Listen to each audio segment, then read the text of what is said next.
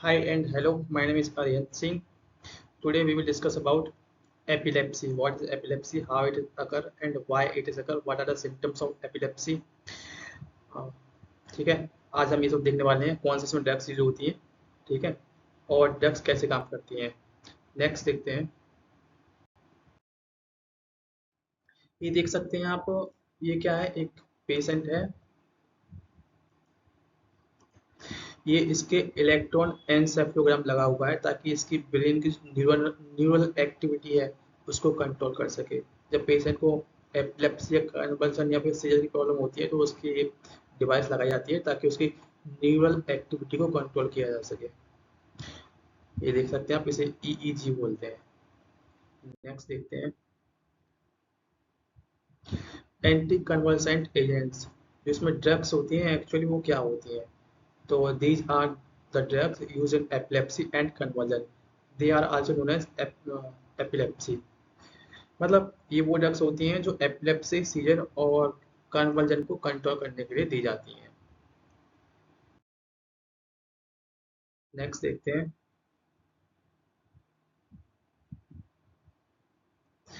Actually epilepsy होती क्या है? It is a brain disorder in which the normal pattern of neural activity get disturbed. Abnormal neurohumoral transmission, also called as neurological disorder. They are of two types: general epilepsy, local partial epilepsy. Means क्या होता है कि epilepsy हमारे जो neurons होते हैं, body के अंदर जो न्यूरॉन्स चलते हैं, उन न्यूरॉन्स के में डिस्टर्बेंस होने की वजह से हमारे क्या एपिलेप्सी होती है। जैसे हम देख सकते हैं, ये हमारे क्या है, तो वो है, जैसे यहाँ से न्यूरॉन्स बने हुए हैं, यहाँ से क्या है, एक न्यूरॉन दूसरे न्यूरॉन के पास सिग्नल पास करेगा, ठीक है। अब जब सिग्नल पास नहीं होते हैं तो क्या, जब पास नहीं होते हैं तो हमारी एपिलेप्सी होने लगती है। जब पास नहीं होंगे तो इनवॉलेंट्री एक्शन हो जाएगी, मतलब इनवॉलेंट्री मतलब हमारी बॉडी के कंट्रोल में नहीं होगी और उसकी वजह से सीजर्स आने लगेंगे। अब क्या हुआ कि सिग्नल पास तो हो रहे हैं लेकिन कुछ ज़्यादा ही पास हो रहे हैं, तब भी क्या होगा, वो इनवॉलेंट्री एक्शन कहलाई जाएगी और वो हमारी बॉडी के या ब्रेन कंट्रोल में नहीं होगी। उससे भी क्या है, सीजर्स, एपिलेप्सी और तुम्हारे कन्वर्जन की दिक्कत होने लगेगी। इसी वजह से क्या हमारी एपिलेप्सी होती है। आप समझ गए होंगे। और कुछ क्या, एक मेन प्रॉब्लम ये भी होती है कि इसमें हाइपर पोलराइजेशन और डीपोलराइजेशन की जो प्रोसेस है वो नहीं हो पाती, उसकी वजह से क्या एपिलेप्सी कॉज होने लगती है। अब बोलते होंगे कि इसको मिर्गी पड़ गई, दौड़ पड़ गई। एक्चुअली मिर्गी दौड़े उससे पड़े कैसे हैं, पड़े क्यों हैं, तो उसके पीछे क्या आप साइंस समझ लीजिए। इस वजह से क्या है, मिर्गी और दौड़े पड़ते हैं। ये दो प्रकार की होती है, जनरल एपिलेप्सी और लोकल और पार्शियल एपिलेप्सी। आप देख सकते हैं इसमें क्या है, जो सीजर्स आते हैं मतलब दौड़े आते हैं, टॉनिक टॉनिक होती है, उसे हम 1 से 3 मिनट होता है। टॉनिक हमारी 1 मिनट की, एटॉनिक सीजर हमारा 15 सेकंड का होता है, एब्रेन सीजर जो हमारा फ्यू मतलब इसमें झटके से आते हैं, उसके बाद वो खत्म हो जाता है। नेक्स्ट देखते हैं।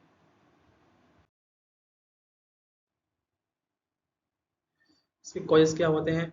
कॉजेस के सिंपल वही हैं जो मैंने अभी एक्सप्लेन किया है: seizures, strength sensation, conversion, muscle spasm, proximal attack due to excitation of cerebral neuron. मैंने बताया था कि एक सिग्नल से क्या है, जब दूसरे सिग्नल में हमारे न्यूरॉन्स पास हो रहे हैं लेकिन वो कुछ ज़्यादा ही तेज पास हो रहे हैं, ठीक है, तो वो भी क्या हुआ कि हमारी बॉडी की इनवॉलंटरी एक्शन कहलाई जाएगी, ब्रेन की कंट्रोल नहीं होगी, सेरेब्रल से कंट्रोल नहीं कर पाएगा। उसकी वजह से क्या है, हमारे न्यूरॉन्स डिस्टर्ब हो जाएंगे, ठीक है, अनकंट्रोल हो जाएंगे और एपिलेप्सी की प्रॉब्लम बढ़ जाएगी। ठीक। जेनेटिक फैक्टर, जब फैमिली में कोई दिक्कत होती है किसी के पहले से एपिलेप्सी की, तो उसके परिणाम में भी चल सकती है। हेड ट्रॉमा, अगर सर में कोई इंजरी हो जाती है, ठीक है, खून वगैरह ज़्यादा बह जाता है, तो उस वजह से क्या आपके एपिलेप्सी या ट्रॉमा हो सकते हैं। ठीक। न्यूप्लाज्म, मतलब आप एक जिसमें कोई कैंसर वगैरह है, कोई ट्यूमर गांठ वगैरह है, तो उसकी वजह से क्या है, दौरे पड़ सकते हैं। बाकी आप ये देख सकते हैं, it is mainly cause by degeneration dopaminergic neurons in basal ganglia. मतलब जब डोपामिनर्जिक की मतलब कमी होने लगती है तब भी क्या है, सीजर पड़ने की दिक्कत बढ़ जाती है। नेक्स्ट देखते हैं इसका वर्किंग ऑफ ड्रग्स में। जो ड्रग्स होते हैं वो कैसे काम करती है? ड्रग्स जो होती हैं गामा रिसेप्टर पे अटैच हो जाती हैं, उसके बाद वो क्लोरीन चैनल को ओपन कर देती हैं, जिसमें क्लोरीन स्टोर होता है, वो क्लोरीन क्या बाहर निकलने लगता है और उसकी वजह से क्या है, सीएनएस की एक्टिविटी डिक्रीज हो जाती है। जब सीएनएस की एक्टिविटी डिक्रीज हो जाएगी मतलब जो इन्वॉलंटरी एक्शंस थी वो घट जाएंगी, तो क्या होगा, हमारा जो एपिलेप्सी और सीजर थे वो कंट्रोल में आ जाएंगे, ठीक है। नेक्स्ट देखते हैं। ये देख सकते हैं आप, ये क्या है सिम्टम्स हैं एपिलेप्सी सिम्टम क्या है लॉस ऑफ कंट्रोल उसको क्या होगा कि मतलब एकदम बेहोशी हाथ में आ जाएगा ठीक है वीकनेस बहुत कमजोर होगी एंजाइटी घबराहट होगी ठीक है स्टेरिंग मतलब कप कपाएगा ठीक है और कॉन्ट्रैक्शन एंड जर्किंग मतलब एकदम जकड़न सी महसूस होगी ठीक है कंफ्यूज स्पीच मतलब बोलने की कोशिश करेगा लेकिन कुछ बोल नहीं पाएगा इसे बोलते हैं कंफ्यूज स्पीच नेक्स्ट समझते हैं कि क्या हुआ कि 1 मिनट पहले क्या था पेशेंट ठीक था लेकिन दूसरे मिनट में क्या उसको एपिलेप्सी आ गई ठीक है जो 1 मिनट उसकी पिछली जिंदगी की बीती हुई थी ये पूरी 1 मिनट उसकी लाइफ से कट गई मतलब क्या है कि उसको नहीं पता कि पिछले बीते हुए 1 मिनट में उसके साथ क्या हुआ एपिलेप्सी का एक मेन पॉइंट ऑफ व्यू ये भी होता है कि पेशेंट को क्या अपनी बीती हुई 1 मिनट क्या बीते हुए पार्ट जिसमें वो बेहोश हुआ था या उसको कॉन्शियस हुआ था उसको नहीं पता रहता कि उसके साथ क्या हुआ था ठीक है नेक्स्ट देखते हैं इसमें ड्रग्स ये सब ड्रग्स यूज होती हैं ठीक है अब देख सकते हैं इसमें ड्रग कौन कौन सी यूज हो रही